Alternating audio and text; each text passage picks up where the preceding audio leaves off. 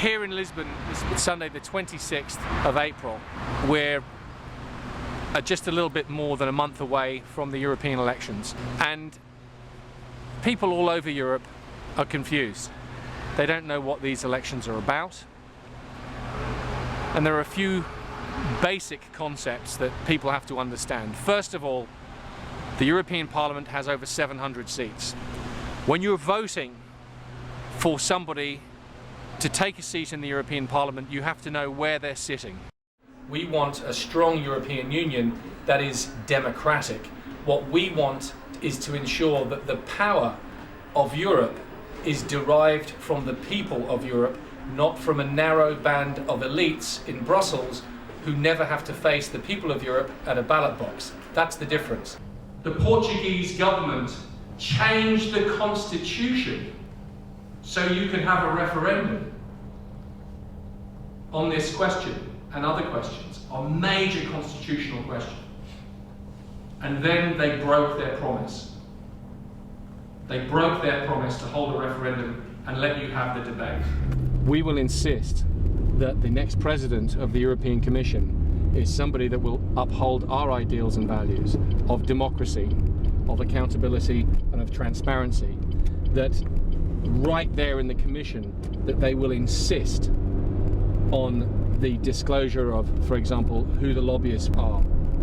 To give an example of a good lobbyist, there is some rare disease that's affecting children somewhere in Europe, and there is a medicine, a new cure for that disease that needs to be a piece of legislation passed because there may be some ingredient or whatever that needs to be permitted to be used in this new medication, and that a law or a regulation needs to be passed to allow that. So the lobbyist will approach the lawmaker and explain why it is that this new regulation is needed, and they will bring up backup evidence, maybe from medical doctors, maybe from people who are suffering from the diseases or groups representing them, saying we need this thing. And the lawmaker will be educated by those lobbyists and their advisors, and they will know and understand why this piece of legislation is needed, and then will support the legislation. That's good lobbying. You have to tell us who the lobbyists are, who they're lobbying for, who's paying the lobbyist. Where is the demand for that regulation or law coming from? Is it coming from the people, or is it coming from some company? Is it coming from some special interest group? Where is the need? Where is the demand? Bad lobbying is where some company has a product that maybe is approaching the end of its natural life cycle in the marketplace, and some new competitors, maybe even elsewhere in Europe, have come up with a better solution, a better way of solving the problem that that product solves.